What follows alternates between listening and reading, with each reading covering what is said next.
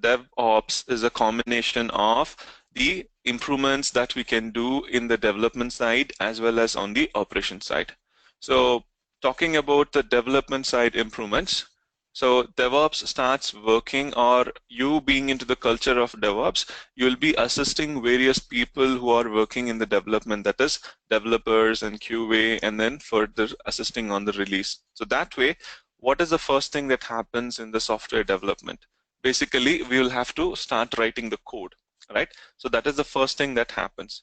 So when we are writing a code, it's not so easy about how you write a code, but how is that you are going to store the code and how is that you are going to access? That is something which is more important that we need to understand.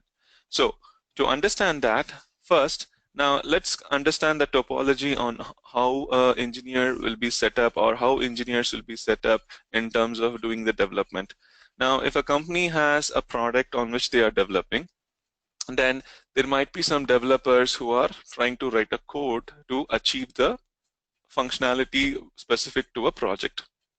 So that way, basically, it could be a C file or a C++ or a Java as a latest programming language. They will be using some programming language, and using that on a day-to-day activities, they will be trying to write the code.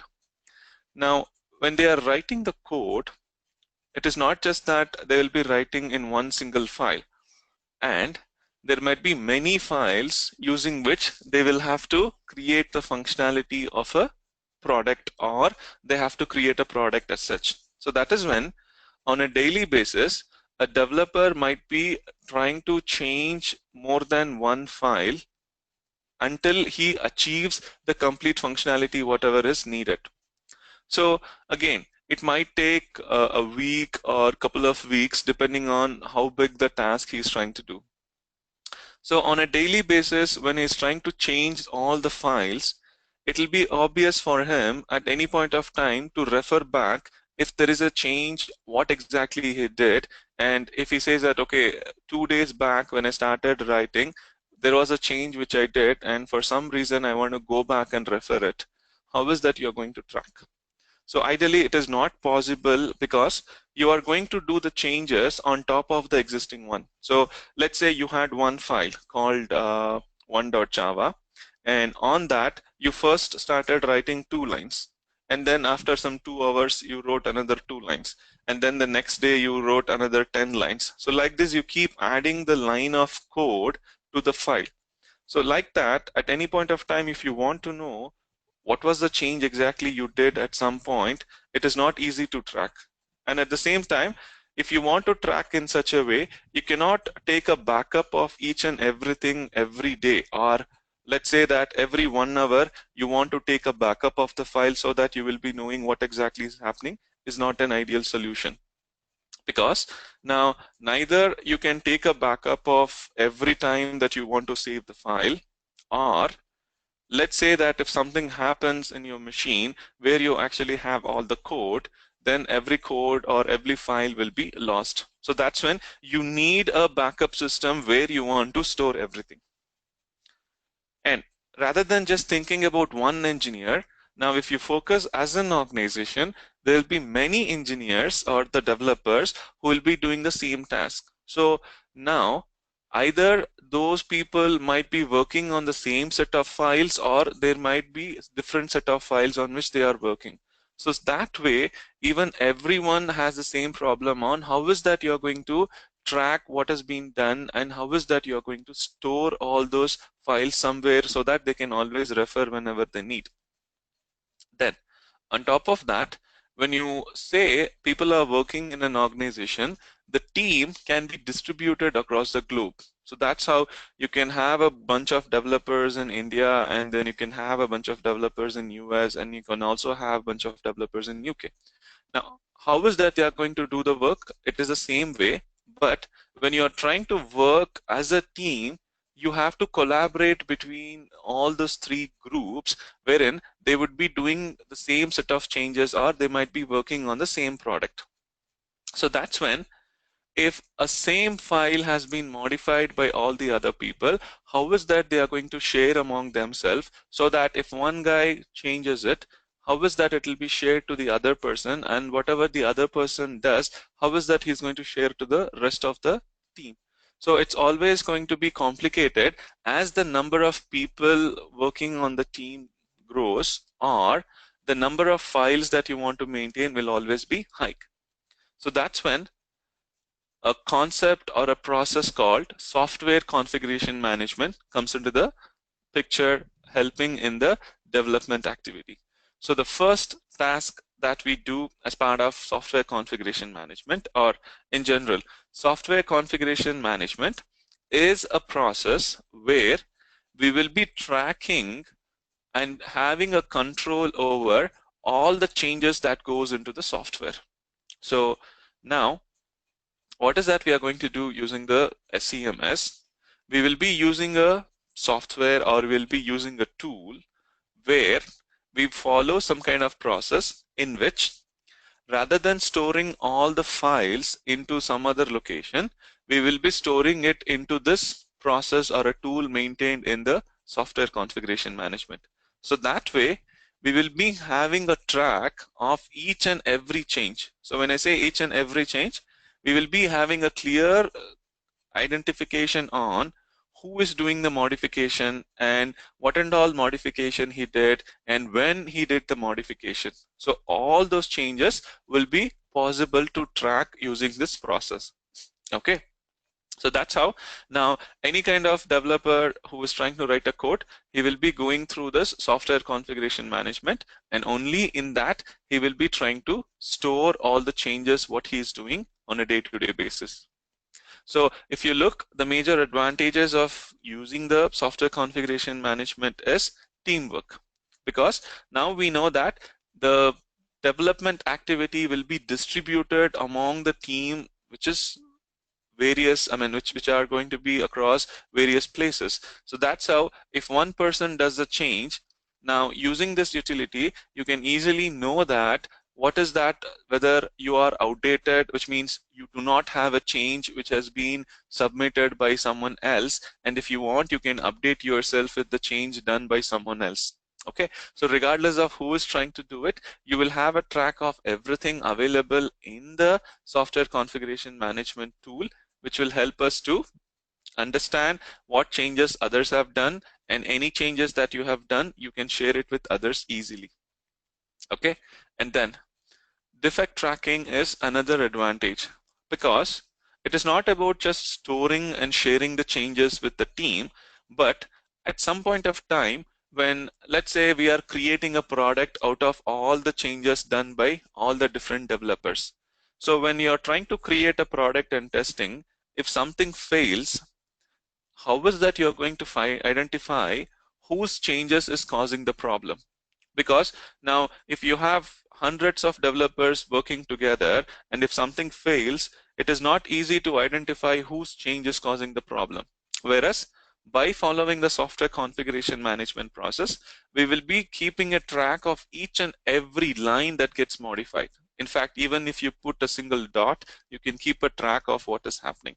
So that is how it will be easy for us to identify, saying that, okay, I see that the product is failing because of this new line that has been added, or this set of lines that has been added, and who has modified it. You can easily track, and when it was done, all those details will be tracked easily in the software configuration management. And not only this, suppose if as an organization they want to go through second auditing purpose, and they want to know what and all activities that has been done in a project, you can easily keep a track of how many people have modified, what and all are the changes has gone into it, and you can give a complete history of what has been done to the product. Okay. And finally, now when you're working as an organization, it is not just randomly you allow anyone to do modification and keep storing everything. So you need to have a process and a control where if I want to give permission only for few people to modify the product, then you should be able to do. And for others, let's say I'm not interested in sharing anyone else the permission to modify anything, then they can just view what is inside it. And at the same time, there might be some scenarios where I want only few people to do the changes, or I don't want any of them to do any kind of changes. Say, let's say you are trying to do a release. While doing a release, you might be taking all the latest changes done by all the developers and you will try to create a product and test. At that point of time, if a developer is trying to do some more change, then you will be forced to take that change also. And in case if that is going to fail at the end of the release, then it is going to be a lot of time to fix it. So that's what you need, a process where I'll say I want to block all the changes that has been done into this product, so that no one should be doing any change until we do a release. Or as I said, I don't want certain people to allow doing their changes or going ahead to submit their changes into the product. So that way we can have a process under control on saying who should be doing it, who should not be doing it, and follow the process. And let's say other process. Now, if a user is trying to submit a change, if a company wants to follow some kind of norms or a standard saying that this is the way that you should be doing something, so you can always try to implement that process using the software configuration management. So basically, using the software configuration management, we are going to focus and keep a track of all the changes that you're going to do for your product in terms of the software code that we are trying to write. So pretty much now, if you see any kind of file that we are going to have in the text format will be put into the software configuration management and can be maintained. So the question that might come at this point is, okay, you are talking about software configuration management, and now that is being used by developers. So how is it going to be useful for all the others, and what is that we are going to do as a DevOps engineer? Okay, now that is when we say it is not just used only by the developers, because at this point of time in the IT evolution, we need automation to be done in various areas. And for that, you might have to write various kind of scripts or documents that is needed. So that is when every one of us have to use the software configuration management tool only, in which we will be storing all the changes. So it is not just only the actual source code of your project.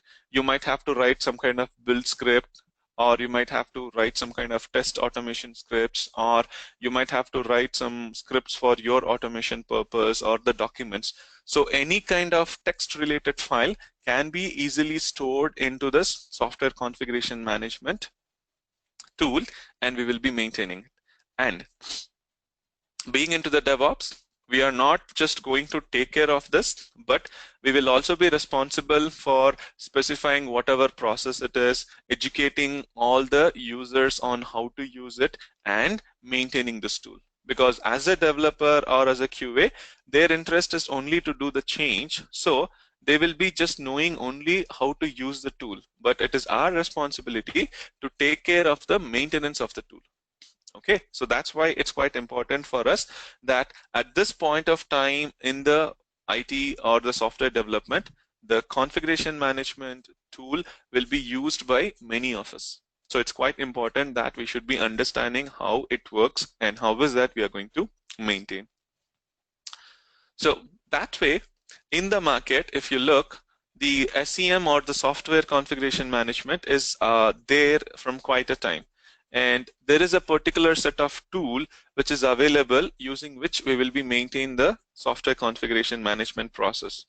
So earlier, like a decade back, there were tools like CVS or RCS, and then we got a lot of license tools like ClearCase, Perforce, and then on top of it, there was an open source tool called Subversion or SVN.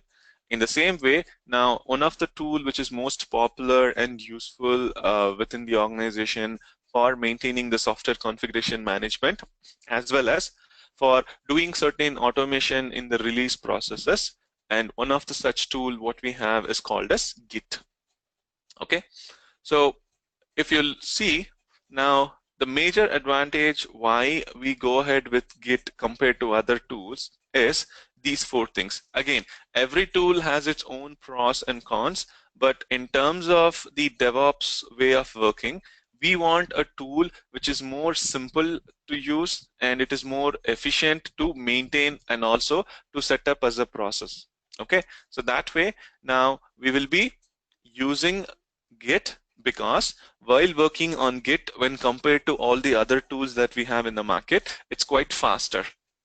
So faster in terms of the operations that you will be doing on it. And there is a concept called branching or parallel development. Whatever that we will be working on will be easier, and you can create as many branches that we want for a particular product. Okay, again, I'll be touch basing what is all these things in deep. And if you are working on Git when compared to other tools, it is completely distributed, which means if you have many people working together as a project, it will be easy for every one of us to share the changes and keep working collaboratively as a team. And even though you have a huge product, now let's say your project could be a complete operating system wherein the number of files within a project can be like hundreds of files, or sometimes even it might go beyond 1 lakh files or 1 million files. So that is how, even though your project is going to have a huge number of files, it is easy to maintain using Git. Okay, so these are the major advantages on why we'll be going with Git. And in fact, when you're going through practical later on, we will be seeing all these advantages itself. Okay, so before getting into it, now, is it clear on what is software configuration management and why do we need a tool to maintain the SCM? Yes. Yes, sir. Okay. Yes. Now, so before we jump on to a tool, now first let's spend some time and understand some certain common terminologies that we will be using in SEM, because as soon as you enter into a organization, you will be not hearing just the common words, but you will be hearing these jargons. So it is quite important that you need to understand what exactly. And going forward, when we talk practically on all the other scenarios, we'll be using these terms only. So it is quite important that you should be understanding this first, and then we'll jump on to the tool. So now let me just put some diagram. So when you're working on a tool, okay, I'm not talking about Git as of now. I'm talking about a generic software configuration management tool.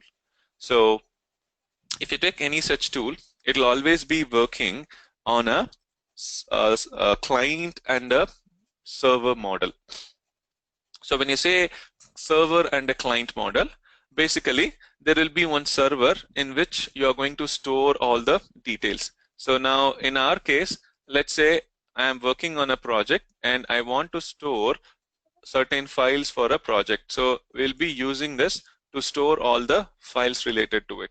So that way, server is a place where you are going to actually store all the files related to a project or multiple project. Okay. And now talking about server, now in the server here, as I said, we will be storing all the files for how many ever products that you are going to work. But the same thing, if I say I have more than one product or project which is being maintained as a company, then we are not going to dump everything directly into the server. Obviously, we are going to dump everything into the server, but how is that you are going to store inside the server? So that is when in the server, actually, we will be having one more container or a layer where specific to a project, we will be storing all the files inside it. Okay, so what I mean by that is, now let's say you have two projects, project A and project B. Then rather than storing everything directly into the server, what we will be doing is we will be using a layer where this layer or a container is called as repository. Okay, so a repository is nothing but a space or a container inside your server where you will be specifically storing all the files related to a product. So like this, you can have more than one repositories available in your server in which you will be storing all the files specific to one product. Okay, now let's say that you have two projects, and for each product you will be having one separate repository or a container where you will be storing all the files. So remember, a repository is nothing but a place in a server where you exactly store everything related to that product. So now if you have 10 files into it, you will be storing all the files related to that product in this particular repository. Same way, whatever the files that we have for this product, you might be having it. So anything that you store specifically to a repository is known only to a repository. So as an example here, if you see, I have written 1.java here and here, but even though it is the same file you are storing in server, these are not identical. That is because this is specifically for this repository, where this repository belongs to a product A. Same way, this is a separate repository and that belongs to a product B. So that is how each repository is specific to a product, and in that repository you will be storing all the files specific to that project. So only that repository knows anything about what you are storing inside it. So like this, you can have as many repositories as you want, which corresponds to a particular project. Okay, so that's what we call it as a repository, where we are going to store all the changes what a developer does. Now, a repository is a place where we are going to store everything. So now if a user wants to work, basically he wants to take a file from a particular repository of his interest and he has to work. Now let's say that he has to work on product A. Then he should be able to see the files from the repository of product A and take a copy of it and start working. So that way, on his client machine, that is on his laptop or a machine on which he is working, there will be a software called as client. And in that, if he wants to work on a particular repository, first thing what they will be doing is he will be creating something called as workspace. Okay, so a workspace is nothing but simply a directory where he will be able to see the files specific to a repository inside it, and he will be doing the changes.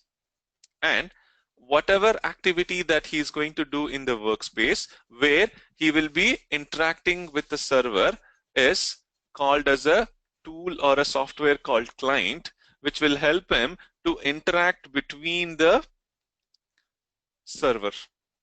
But before that, the workspace is nothing but a particular directory in his workspace where he will be able to see the changes or take the files from a particular repository of whatever product he is interested, and he'll be working inside it. Now let's say as a user he is interested to work on product A. So we know that for a particular product A, there will be one repository created in a server and we'll be storing everything.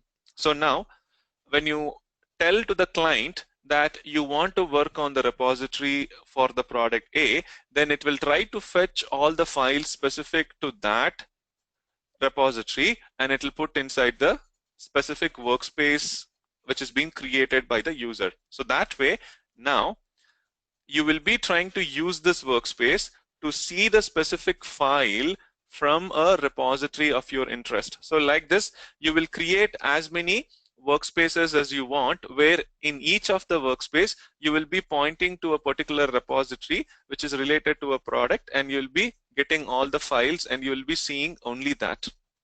Okay, so you can create as many workspaces as you want, where each of the workspace is going to correspond to a repository, and through the workspace you will be getting the content of the repository and you will be able to see the files in this workspace.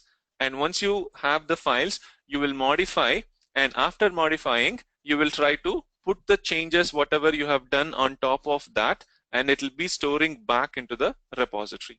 Okay, so understanding a workspace is nothing but a directory in your laptop or machine where you will be actually seeing the content of your product which is available in the repository, because the repository is used by a server and we will not be allowed to do any changes directly because this is being maintained by the server.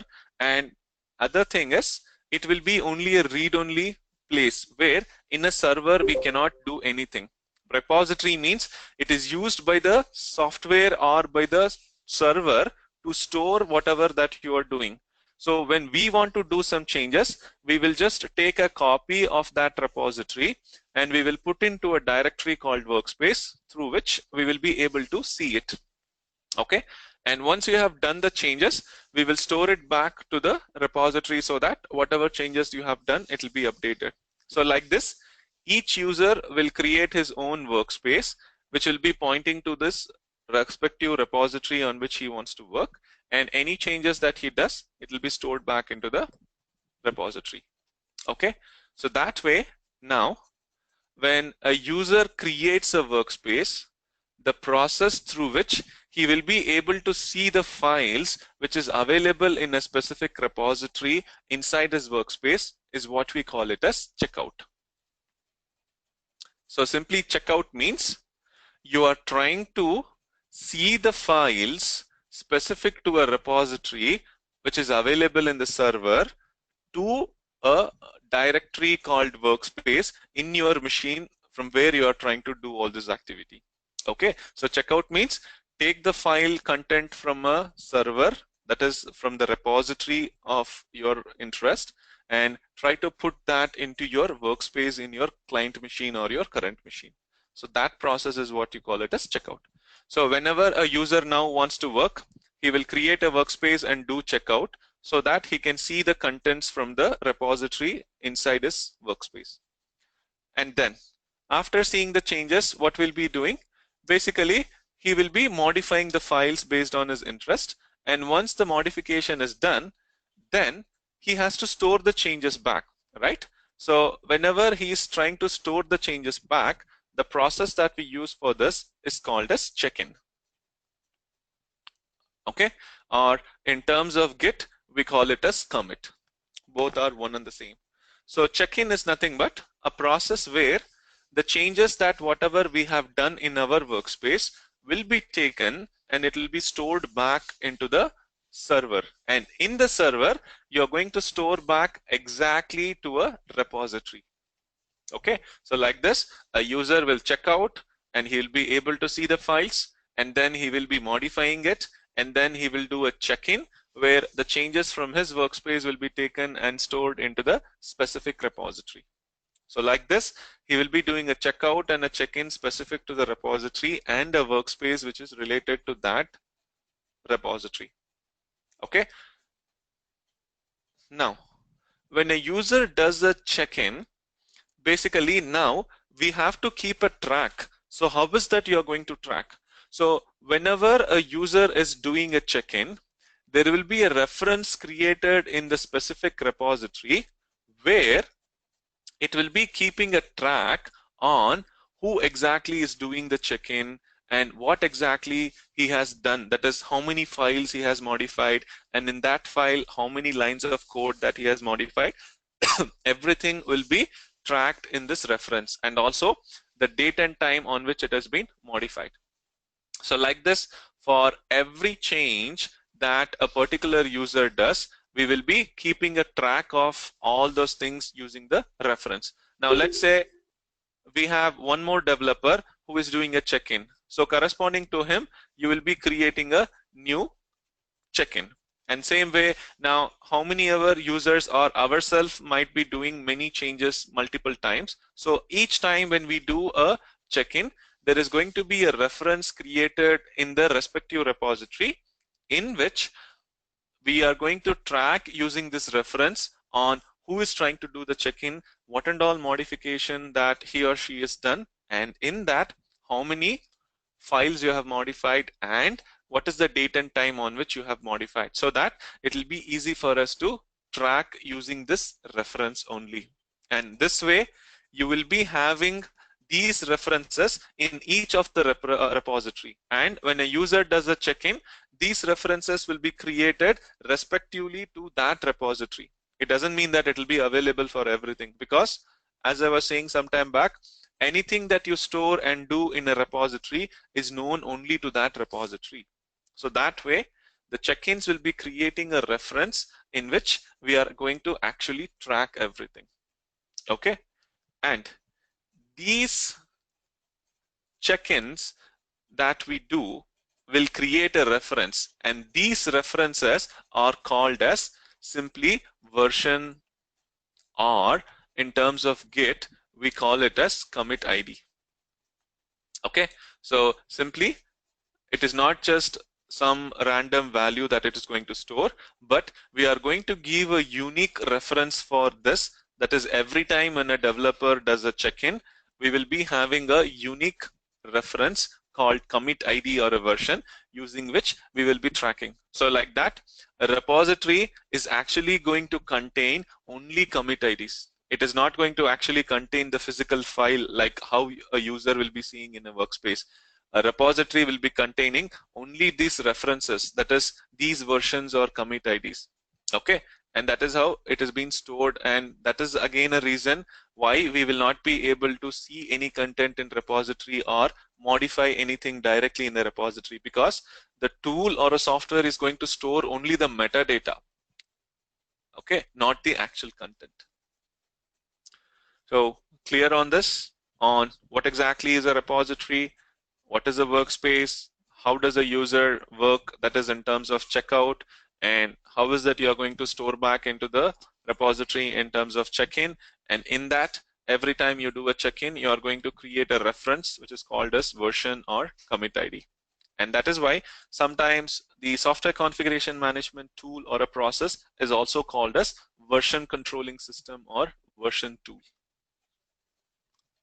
So Adam, I have a question. So every time we do the check-in, every time we do checkout, do we have to do the check-in, or is not? It doesn't have to go together. Checkout is a process where if you want to see a particular file, you will be doing it. And as I said, once you have done a checkout, you will be having the files. So you don't have to keep doing checkout again and again. Checkout means if you want to see the content that you are interested to work on a repository, you will try to do that.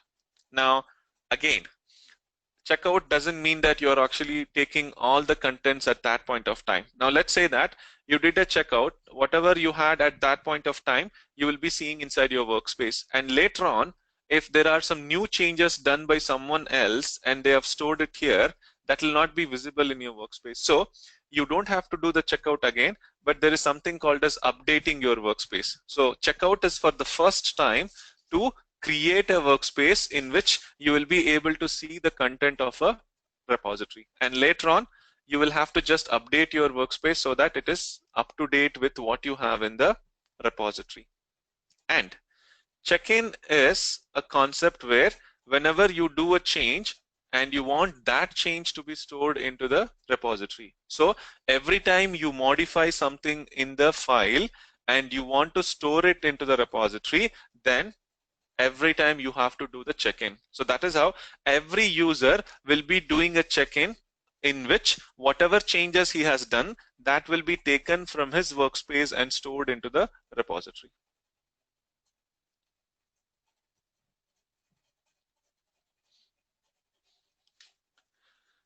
Getting it? Okay. Okay. Oh.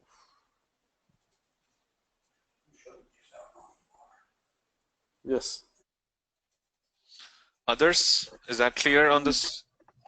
Adam, I have a doubt. Actually, is it like updating and checking is both same or different? No. Update is not the same. Now let's say you first did a checkout and you got, let's say, these two files available. Now what you are doing is you are not doing any change, you are just looking at the file. But while you are looking at the files, let's say there is some other user who has added a new line into the same file and he has stored it into the repository. But now you get to know that there is a new change done, but you have already have a file which is not having that only one line, but you have all the others. So what you will have to do now is, you don't have to do the concept of checkout again, because checking out means it is trying to take everything from the scratch. So basically, if you want, you can do the checkout every time you want to see the content. But there is another short term that we use for that is update. Update means whatever the content you already have in your workspace, you are just going to update it with respect to whatever latest content is available in the workspace, I mean in the repository. So that way you are just going to update your workspace with only one line. Internally, why I'm saying in terms of update is, when you do a checkout, there is actually some process happening using the tool. Suppose if there are 1,000 files in your workspace and you do a checkout, it is going to take all the 1,000 files from here to put into your workspace. So obviously there is some activities which is happening. So now just for one file that you want to update, which has only one line, you don't want to go through the same checkout of taking all the 1,000 files and trying to put, because that itself will take 10 to 15 minutes for you. So instead, if you can do an update with whatever files you already have, and in that, whatever files which has been modified, only that will get updated. So that is how the tool is smart enough to know that. So simply, if you want to do a checkout, you can do, wherein checkout means at that time, whatever you have in the repository, that content you will be able to see. So that is how checkout, you will be doing it for the first time. And later on, when you just want to update your workspace with what others have done, you will be just doing a simple step called update rather than going through the complete checkout. Okay, Adam, I got it. Thank you. Hi Adam, as you said, only the metadata will be saved on the local workspace and also on the repository, right? No, as of now, just assume this much. Okay. Your workspace is going to have only the file content, whereas anything that you're going to store in terms of the metadata will be available in the repository. Okay, now be clear with this concept, where in the workspace you will be seeing the files physically that you will be modifying, whereas all the metadata that you are trying to store in terms of version or the reference will be stored in the repository. Okay. Okay, Adam. Thank you. Now, if you're clear with this terminology, now let's get into Git. So coming to Git, hope you can see this. Is it clear now? Everyone can see, right? Yes, Adam. Yeah. Okay. Now here, if you try to see this diagram, let's focus on the left-hand side first. So whatever that I was trying to explain you now with some diagram, that is called as the centralized model of version controlling. Now, what do you mean by that? Now here, if you see, we are going to have one server in which there is going to be one common repository where many users will be using or sharing it. So in fact, now, if let's say all the 20 of us are working on one project, then we will be creating one common repository as a central repository, and all the other users, whatever we are going to work, we will be creating our own workspace in our machine. And from each of this machine, we will do a checkout where whatever the content you have from the central repository, you will be taking it and you will be trying to see. And once you have done the changes, you will be trying to do a check-in or commit. That way, each one of us will have our own workspace where we will be seeing the files and modifying. And from here, if you do a check-in, it will be stored everything into this central repository. So storing is going to happen in this common location called central repository, which will be available on a separate server. Now, the problems that we are going to face in this is, now, let's say you are working on a different zone, or you are working on a different place, and the server that you're going to have is on a different place. Practically, that is possible because let's say if you're either in India and your headquarters of your organization is in US, and then they will be trying to create a server in US. So that way, now what will happen? is there is going to be a network latency, and whatever the concept that you are saying called as checkout or check-in is pretty much going to take a longer time. Now, let's say if you are working on a huge product and it has around 1 lakh files or 1 million files, what will happen when you do a checkout to get all this 1 lakh files from the central server or the repository from the server? It has to show you and get a copy into your workspace in your machine. So it is literally going to take at least half an hour or 45 minutes only to get all the files. So that is how the operations on which you're going to work using the centralized model is going to take a longer time.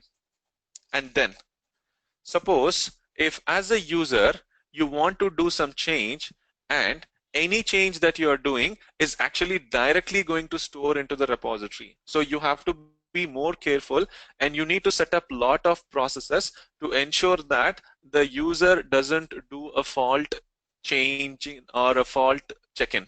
Okay, because by mistake if he does a check-in of a change which he is not interested, then you cannot just fix it, because everything is going to be stored in one common place and this will be accessed by everyone.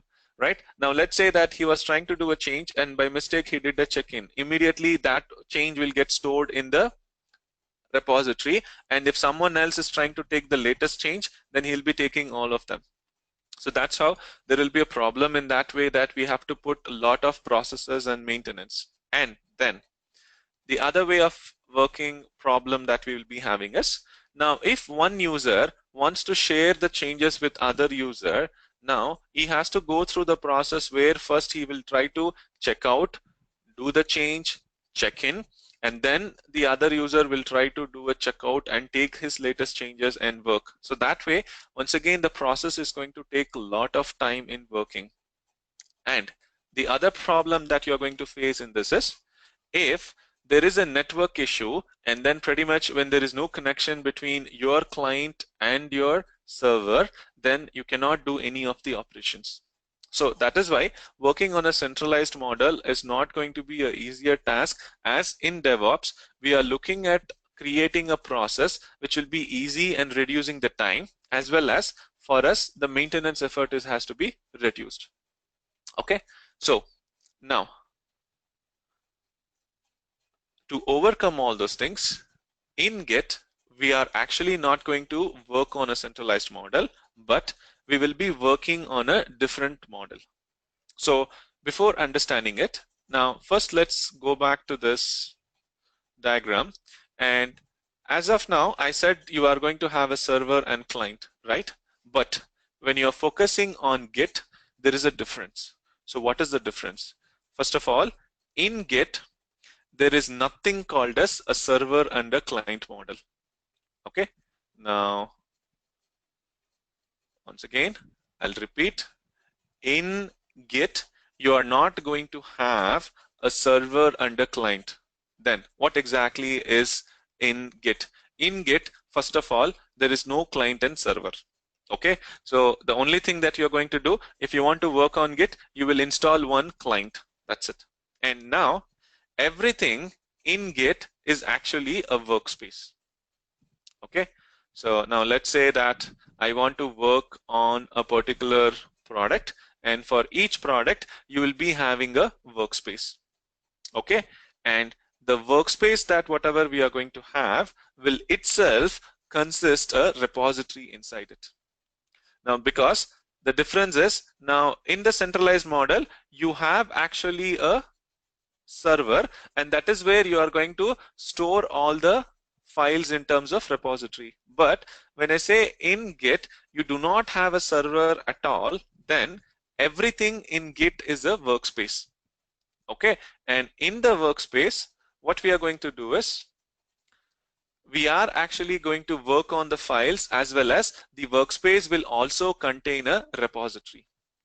Okay, so basically you are going to work on it, as well as you are going to have a repository inside it. So that is how in Git every workspace that you create will actually contain a repository where you will be trying to store all the commit IDs.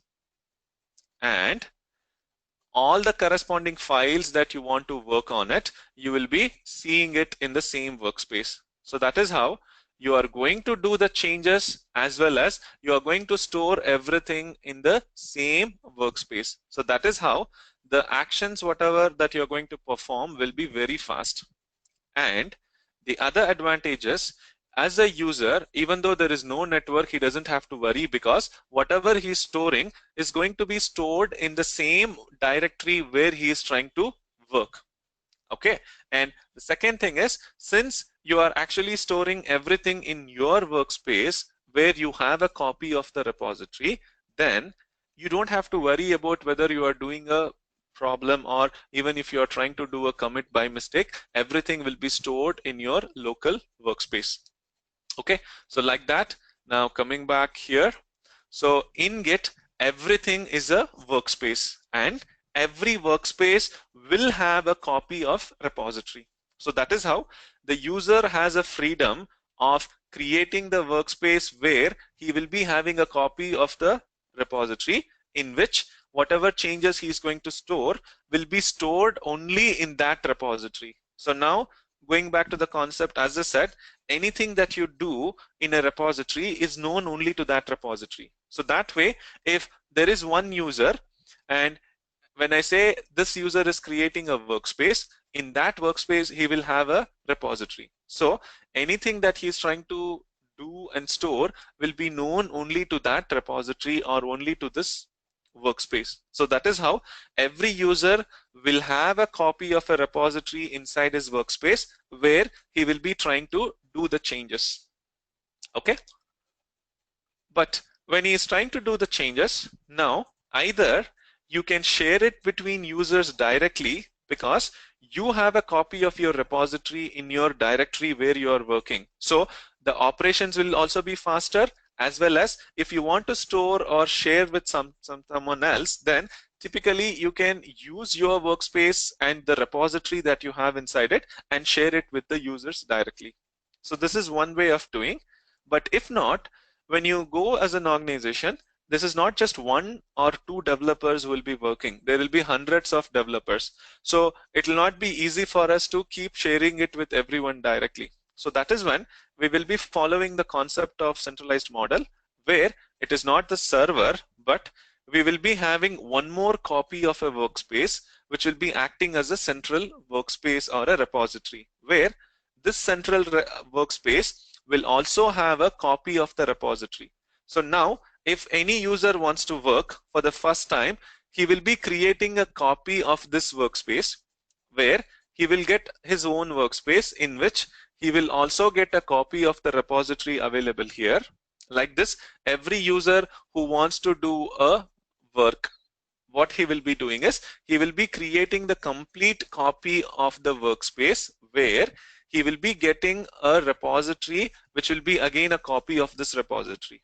So like this, now every user will do the change and first store the version or the commits in his repository. And later, when he wants to share, he can choose what exactly he wants to share to the central repository, so that anyone else who wants to refer, they will always be referring to the central workspace or repository.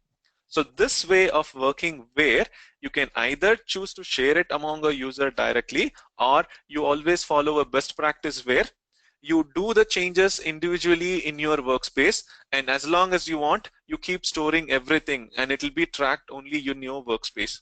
And when you feel that you want to share whatever the particular changes that you have modified to the central workspace, then you try to send the changes and store that specifically back to the repository. So that is how, if anyone else wants to refer to any latest changes done, they will refer to the central repository or workspace, and they will update their workspace with that latest changes. So this way of working is what we call it as a distributed model. So remember, in Git, everything is a workspace, wherein to work on a workflow, we will be creating one copy of a workspace, which is called as central workspace or central repository. And the purpose of this central workspace is to only store and share. we will not allow anyone to do the changes directly here, because this is going to be referred by all the users in the project. And when a user wants to work, he will be creating a copy of this particular workspace, where in his workspace, he will not just get a copy of the files, but he will also get the complete copy of the repository. So that is how we are free to do any changes that we want in our workspace. And when we want to share the changes with others, we will be sending it back to the central repository, where whatever that you have done, a copy of that will be sent back to the central workspace or repository. So from this, the others can take and refer. So that is how you first create a workspace, do the changes, and whenever you feel you want to share the changes, particularly, you will take that and you will be passing it on to the central repository. So this way of working is what we call it as a distributed model. Getting on what is the difference between a centralized model and how Git works as a distributed model? Yes, sir. Yes, sir.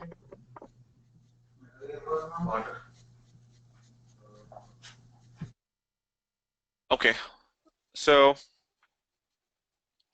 now once again understand this, because in the later sessions when we are trying to work, we'll be going through all those things. So that's how it's quite important. First, we will try to understand the concepts in Git, especially on SEM side, and then we'll try to go into practical, where we will see how to create a workspace, how to do a copy of this, how is that you will be creating a repository, how to do changes, how is that you will be storing it on the workspace, and how is that you will be sharing it to the central repository. Everything will be seeing one by one.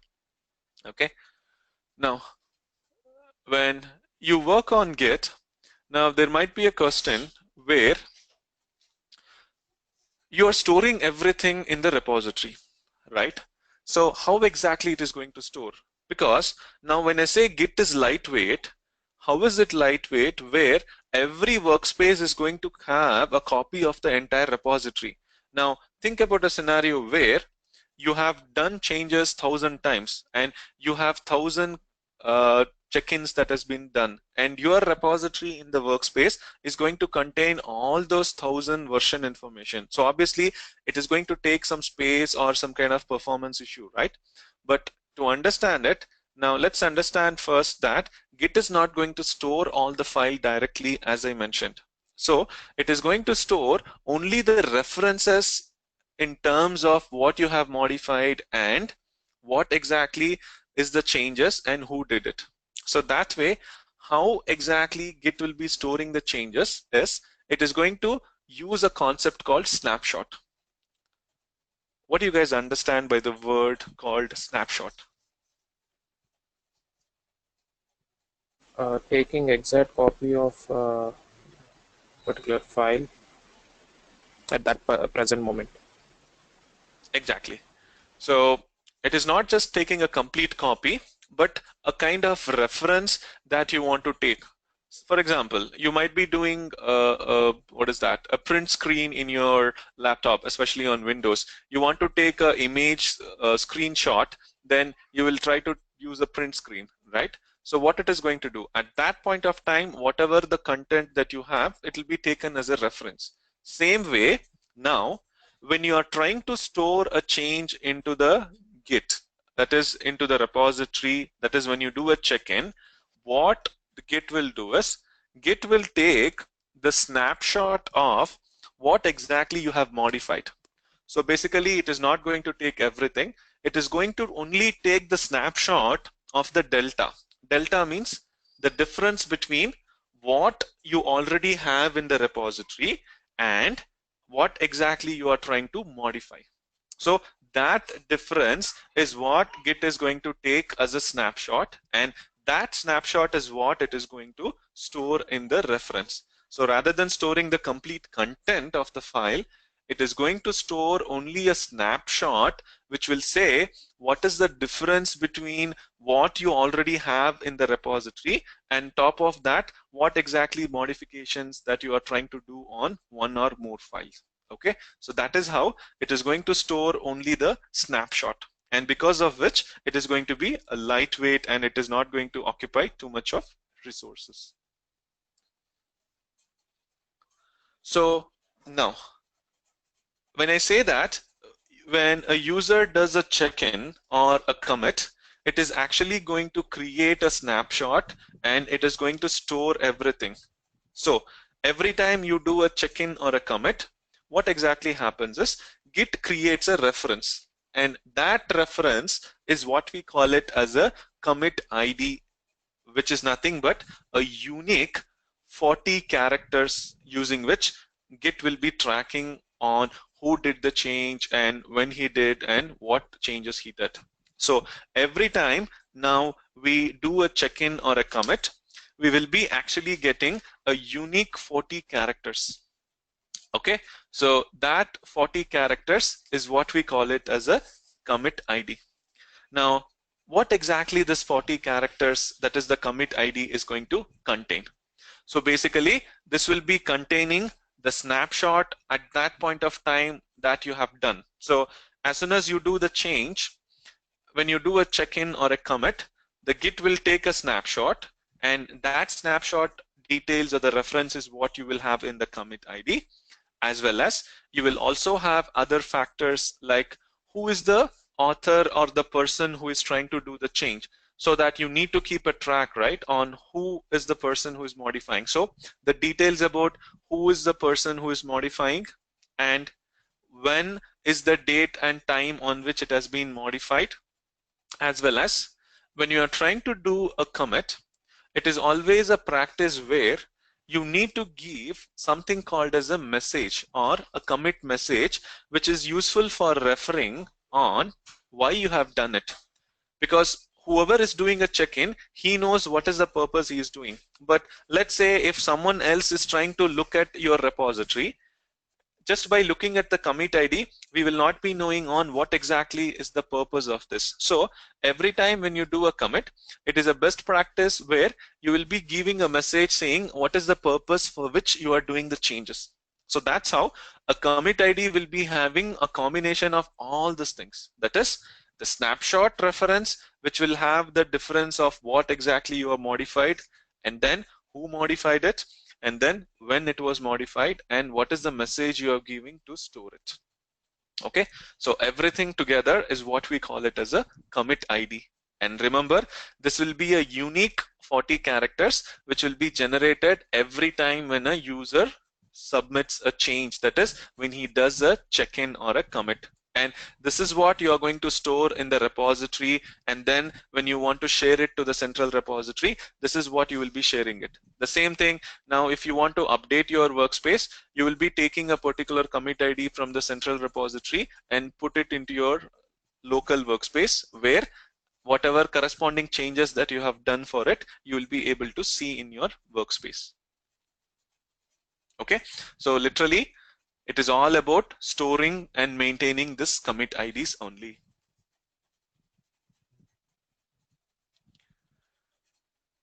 All right, now, so when I was talking about the Git workspace, I mentioned everything in Git is a workspace. And when you do the change, or when you're looking into the workspace, I said you can look at the files and modify in your workspace, as well as you actually can store the changes in the repository, where the workspace is also going to contain a repository. So now if you look at a workspace in Git, it is going to actually have 3 areas. It is not just 2, but it is going to have 3 areas. So what exactly are these 3 areas in a Git workspace? So the first area that we have in a Git workspace is what we call it as a working directory. Okay, so remember, in a Git workspace, you will be having 3 areas. The first area what we have is called as working directory. So what is working directory? Now, working directory is the place inside your workspace where you will be actually seeing the files, and that is where you actually do the modification. So if you want to see the files, it is the working directory inside your workspace where you will be seeing the files. Okay, and that whatever that you are going to do the modification and do the check-in or commit, you have to store into a repository, right? So there will be one more directory inside your workspace called as Git directory. And that is the directory which is going to act as a repository where whatever changes that you are going to do here, it will be stored in terms of commit IDs inside this directory called as Git directory. That is the repository. So like this, every workspace will have one area called working directory where you can modify the files. Basically, you can see and modify the files, and then whatever the changes you are doing, it will be stored into this Git directory, which is going to act as your repository. But in between, you can see there is one more area called staging area. So what is this area? First of all, this is not a physical area inside your workspace. You can consider this as a virtual area. That means we cannot see that it is there, but it is actually there. What is the purpose of this? Sometime back, I said when you're trying to do a check-in, Git takes a snapshot, right?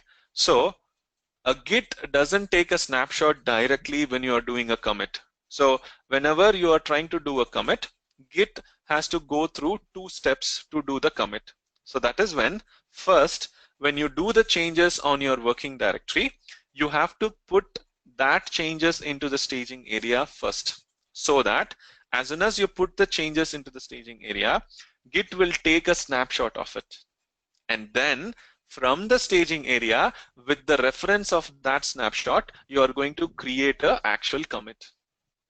Okay, so that's how the check-in or a commit happens in 2 steps, where first you do the changes in your working directory, and from there you put it into the staging area inside your workspace where it will take the snapshot, and then when you do the commit with the reference of that snapshot it has taken, it will be creating a commit ID where it will be storing that snapshot as well as who did the change and when it was done and what message you have given. So everything will be stored as a commit ID here.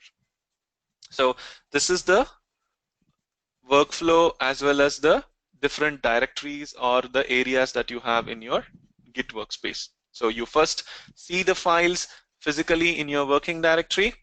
Once you have modified, you will put into the staging area where the snapshot will be taken, and from there it will be stored as a commit ID into the Git repository or the Git directory. Getting it?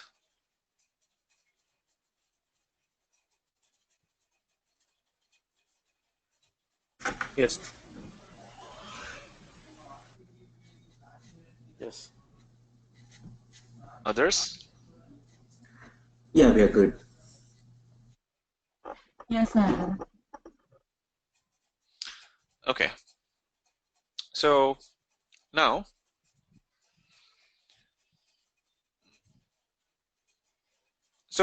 we just saw that what are the workspaces, what are the areas that we have in a workspace. Now let's quickly understand what is the life cycle of a file that will be going through Git, because it's quite important that we need to know this. So when I say a Git is a tool which is used for tracking all the files. So generally, what do you mean by the word called tracking? So what do you say that you are tracking something? So if I say I'm tracking you, or You're following something. Exactly. So actually you are trying to follow. And how will you follow? You know certain details about them, and as you keep following, you will be knowing more details about a person or a particular thing. So exactly now, when you say you have a file in a Git repository, basically it is called as tracking. And when do you say it has been tracked? Only if that file is available in the repository. So that is how any file that you have already put and maintained into the Git repository, we call those files as tracked. Whereas if you are trying to add a new file, then it is called as untracked. So let's say when you are opening a new workspace for the first time, you are trying to add a new file, or sometimes in your product, you want to create a new file. So when you create a new file, it will be available only in the working directory, and there will be no such file which has been stored into the repository. So that way, those kind of new files where the repository doesn't know anything about it is what we call it as a untracked file, or Git tracks this as a untracked file because it doesn't know anything about that file. Okay, so whereas now, okay, can you guys mute?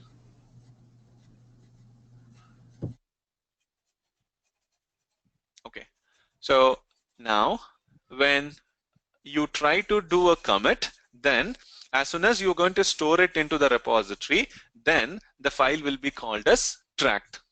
Okay, whereas now if you say we are tracking something, we will not say we are tracking it, because until we are not tracking, we don't know anything. But as soon as we track, we don't call it as a track, but we will be telling what is the status of that. So that way, now what are the status of the files in the Git? So now the status of the file could be either unmodified, modified, or staged, which means now when you have the file which is created for the first time, it will be available only in the working directory. So the file will be called as untracked because there is no copy of it in the repository. But as soon as you commit into the repository, the file will be called as tracked. And in that, now if you look, whatever the content you have stored the same thing into the repository. So that is how there is no difference between what you have here and what you have here. And the file will be called as unmodified. As soon as you do some modification now, whatever the content you have is not the same as what you have maintained in the repository. So the file will be called as modified. Okay, so after you do the modification, when you take the changes and put into the staging area, the file will be called as staged. And then when you once again do a commit, what will happen?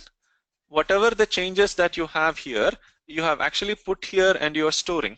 As soon as you get the changes stored in the repository, it is the same thing what you have here which you are storing. So the file will become again unmodified, because on the staging as well as, on the repository as well as on the working directory, you are having the same content. So that is how the state of the file will be going from unmodified, modified to staged, wherein if it is a new file, it will be called as untracked. But now whatever file you are trying to modify, it will be called as modified because you are trying to do some changes on top of what you have on the repository. Okay, and then once you do a stage and store it into the repository by doing a commit, both of them are going to be the same. So the file will be called as unmodified. Getting it? Yes, sir. Yeah, yeah. Okay, so let me stop the session for today, and tomorrow what we will do is, so with the help of all the understanding that we had today, let's go ahead and create workspaces, and in that we will see how to do the check-in, what are the configurations that we have to do, and what is the workflow, how you will be sharing the changes to the central workspace. First of all, how do you create the central workspace? So all those workflow we will see one by one. Okay. Okay. Any questions before that? We're probably going to send you a question through email. I think so. Okay.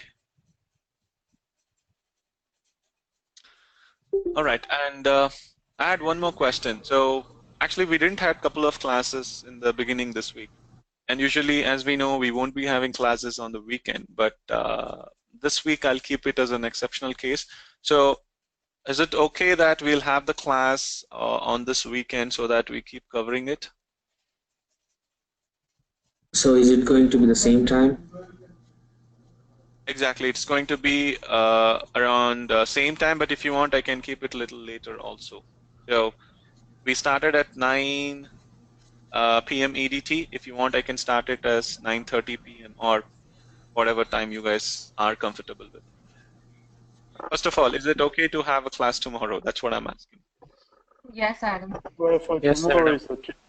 Tomorrow is okay. Okay, cool.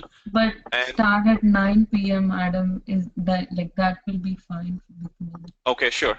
So we'll start at the same time as we start regularly at 9 p.m. Okay, so there's no change. So we'll have a class because, as I said in the beginning this week, we didn't have class covering others. So we'll be having a class tomorrow. In case if any of your friends didn't attend, just let them know. I'll make sure we'll send a mail once again. And even though if you don't get a notification, please do join using the same link what you're using every day. Pretty much whatever the link you use today, you'll be using the same link for all the class. So you should be getting an automated alert if I'm right. So don't think that if you don't get an automated alert, you don't have a class. It's basically on how we decide on the previous class. So you can always use the previous link, which is nothing the same one that you'll be using every day. So you can use it, and we'll have the class tomorrow at 9 p.m. EDT, or pretty much it'll be 6:30 a.m. in IST.